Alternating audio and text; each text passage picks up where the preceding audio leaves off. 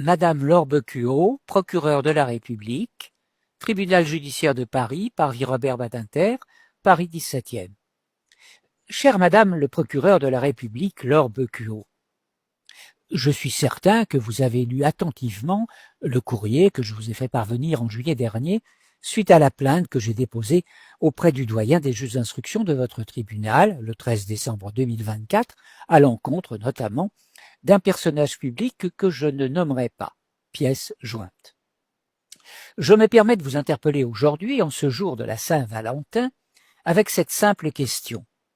Suivrez-vous la voie de votre conscience en retournant votre robe de magistrat, ou bien continuerez-vous à vous soumettre à une hiérarchie de pédocriminels? Pourtant, la loi issue d'une décision du Conseil d'État de 1944 vous donne et le droit et le devoir de désobéir à des ordres illégaux, tout particulièrement en ce début d'année 2026, où le cadavre en décomposition de la République est désormais attaqué par la lave et les scories brûlantes du dossier Epstein. Sauf à préférer agir en complice passive ou active, en vous soumettant à une hiérarchie qui commande l'application de la loi de l'omerta pour protéger des criminels. La loi que vous connaissez tout autant que moi dispose que l'agent public doit se conformer aux instructions de son supérieur hiérarchique, sauf dans le cas où l'ordre donné est manifestement illégal et de nature à compromettre gravement un intérêt public. Depuis des décennies, l'institution judiciaire applique la loi de l'omerta comme première et trop unique loi sur de multiples et lourds dossiers de crimes sexuels, voire d'actes de barbarie, dont sont victimes des enfants, des adolescents et des jeunes femmes contraintes à la prostitution ou sacrifiées dans des rituels barbares.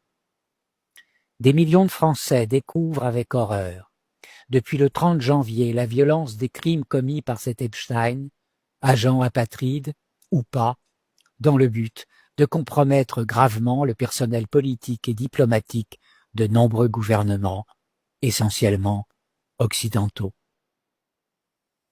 L'application de la loi de l'omerta ou l'art d'étouffer les enquêtes est constitutive de complicité avec les criminels. C'est un peu problématique, ne pensez-vous pas? Certes, comme le déclarait récemment votre prédécesseur, M. Rémy Yates, aujourd'hui procureur général près la Cour de cassation, qui reçoit copie, l'institution judiciaire n'est plus en mesure de juger dans des délais raisonnables les affaires criminelles. BFM, 5 février 2026. Dont acte. Sauf que vos ordinateurs contiennent depuis fin 2019, 6 ans déjà, quelque chose qui ressemble beaucoup au dossier Epstein que vient de publier le département de la justice américain et dont la force volcanique déclenche déjà un tsunami politique international, occidental du moins.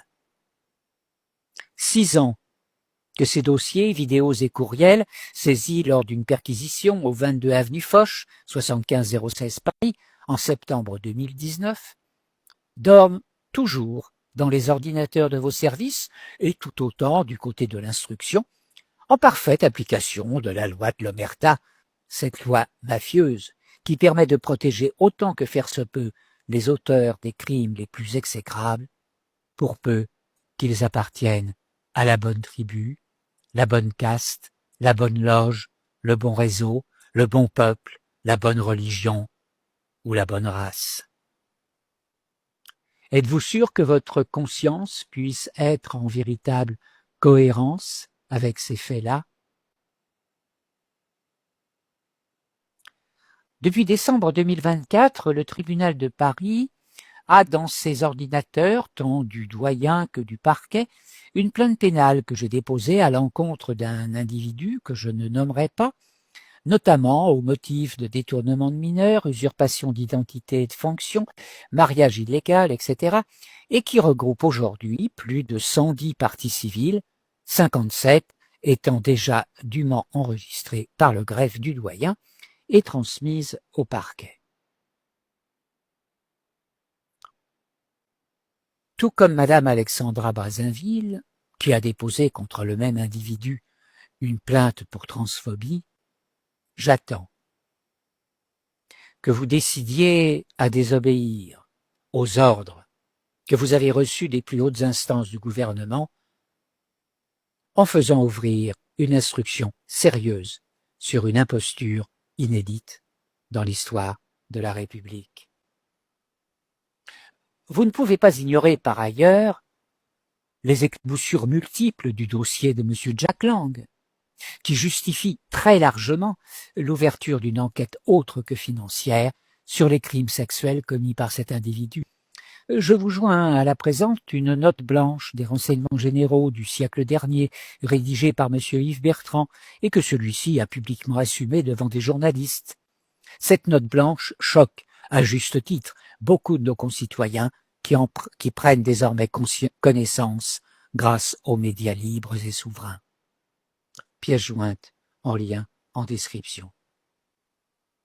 Et ce, d'autant plus qu'un très grand nombre d'agents de l'État, dont nombre de fonctionnaires de l'autorité judiciaire, sont parfaitement informés depuis des décennies des mœurs de prédateurs pédocriminels et meurtriers de cet ancien ministre de la République. Nombre de citoyens sont conduits à considérer que cet individu est un fidèle miroir pour la France de M. Jeffrey Epstein. Dans les faits, l'affaire Epstein est une affaire criminelle, multidimensionnelle, tout autant française qu'américaine. Je n'évoquerai pas plus avant ici la très ancienne affaire du Corral.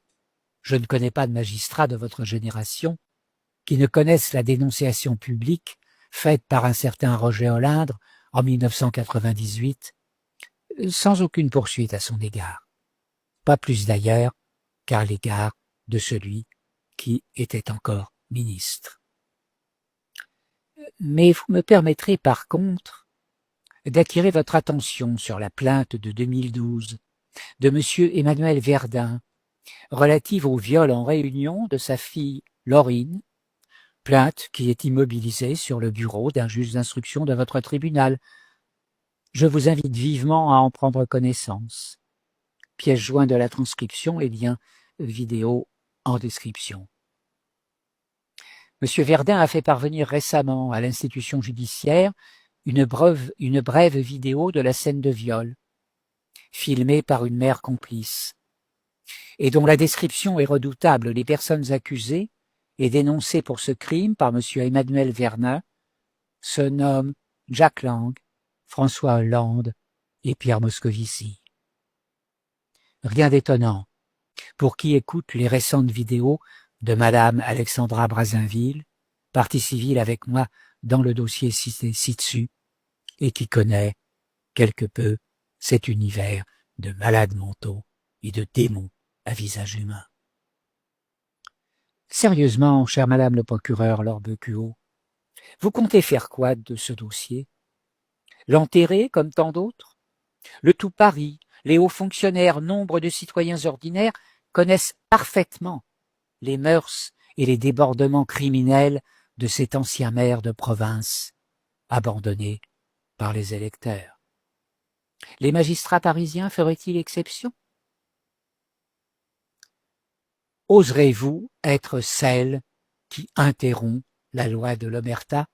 Votre conscience s'en trouverait apaisée, j'en suis sûr, vous qui avez fait du tribunal de Créteil une juridiction pilote dans la lutte contre les violences conjugales, les logements insalubres et le proxénétisme des mineurs. Dois-je en rajouter? À quand une enquête sérieuse sur l'enchaînement d'influences et pressions qui débute avec Madame Ariane de Rothschild, qui sollicite M. Jeffrey Epstein, qui alertera M. Manuel Valls, qui interdira illégalement et illégitimement toute prise de parole en public à l'humoriste de plus en plus populaire, Dieudonné Mbala Mbala. Dois-je en rajouter? Les internautes connaissent bien cette accusation portée publiquement par M. Morad El Hattab à l'encontre du ministre actuel de la Justice, sous l'autorité duquel vous êtes placé. Extrait de la pièce jointe, message sur X, Twitter de M. Morad El Hattab. Gérald Darmanin, menteur. En tant que ministre de l'Intérieur, puis ministre de la Justice, vous avez couvert un réseau pédocriminel qui fait illégalement des passeports d'enfants victimes de corruption à la préfecture de police, ainsi que des magistrates qui font des faux en écriture. Là encore, application parfaite de la loi de l'omerta. Jusqu'à quand? Alors que quantité de nos concitoyens savent parfaitement que des adolescentes ont été expédiées en avion vers M. Epstein à l'occasion d'un de ses anniversaires par son complice violeur, Jean-Luc Brunel. Avec quel passeport? Ceux fournis par la préfecture de police de Paris à des mineurs sans autorisation des parents? Une plainte est déposée depuis plusieurs années par M.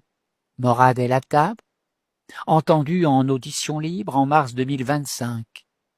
Depuis, les policiers enquêteurs s'assurent, à votre insu, d'empêcher l'émergence de la vérité. Dans cette affaire, 7 magistrates, tribunal judiciaire de Paris et de Versailles, sont poursuivis pour des faux en écriture, ainsi qu'un psychiatre apologiste du viol. Malgré le règlement des consignations, aucun juge d'instruction n'a été nommé. Pourquoi une telle impunité? Qui sont les pédocriminels que les ministres Darmanin et Nunez cherchent à protéger? À propos, ne serait-ce pas votre prédécesseur, M. Rémy Yates, qui aurait fait le nécessaire pour fermer toute enquête en 2019 après avoir pourtant entendu quelques-unes des victimes du scénario Epstein-Brunel? Serait-il lui aussi adorateur de Sainte Marie du Silence? Il suffit. Votre niveau de compétence et votre culture générale ne peuvent pas ne pas vous permettre de comprendre que la France en arrive à une fin de régime politique, voire à la fin d'une période historique de la civilisation occidentale des deux côtés de l'Atlantique. Qui dit fin de régime politique dit schéma de rupture. Je ne doute pas un seul instant que celui-ci advienne bien plus vite que l'on pourrait le croire. Il y a dans les forces de l'ordre, douaniers, policiers, gendarmes et militaires, suffisamment d'officiers et hommes de rang, conscients de leurs responsabilités de protection de la population. Nul doute qu'ils sauront le moment venu procéder aux arrestations indispensables des gangsters pédocriminels qui utilisent nos institutions pour se protéger mutuellement. Qui dit fin de régime politique, puis schéma de rupture, dit à la suite épuration des collaborateurs, quand la résistance a gagné la guerre. C'est alors que vont être indispensables, précisément, les magistrats. Ce sont eux qui vont devoir gérer l'épuration au sein même des services de l'État, à commencer par l'institution judiciaire elle-même, sauf évidemment à préférer les lynchages en place publique. Rien ne sert de décapiter les démons, ils acquièrent ainsi encore plus de force maléfique. Mais il va bien nous falloir mettre hors d'état de nuire ces êtres malfaisants, sur les crimes desquels toute la lumière finira par se faire. Guyane, île Kerguelen, caserne désaffectée. De quel côté serez-vous, Madame le procureur de la République, Laure Becuot? Qui servirez-vous demain? Le peuple de France, les citoyens et électeurs, seuls détenteurs de la souveraineté nationale? Ou tous ceux qui s'agenouillent devant Sainte Omerta pour protéger ceux qu'ils devraient poursuivre? Comment choisirez-vous d'assumer pleinement vos responsabilités spirituelles, morales, politiques et juridiques en tant qu'être humain et comme magistrat? En attendant, je ne saurais mieux faire que vous encourager vivement à suivre avec force et vigueur le chemin de votre conscience. Et ce, en retournant au plus vite, sans trop la froisser, votre robe noire de magistrat, pour mieux respecter votre serment de magistrat et pouvoir désobéir aux ordres illégaux d'étouffement des enquêtes qui concernent des membres de cette fausse élite de pédocriminels.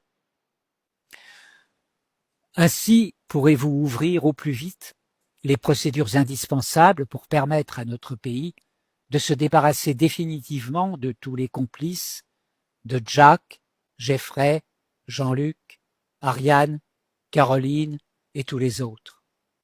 Si parmi eux, 2 sont morts, leurs complices au sein des institutions sont bien vivants. Vos récentes décisions, 15 février, de réouverture du dossier Brunel et d'exploration du dossier Epstein me semblent sur la bonne voie, sous réserve d'aller jusqu'au bout.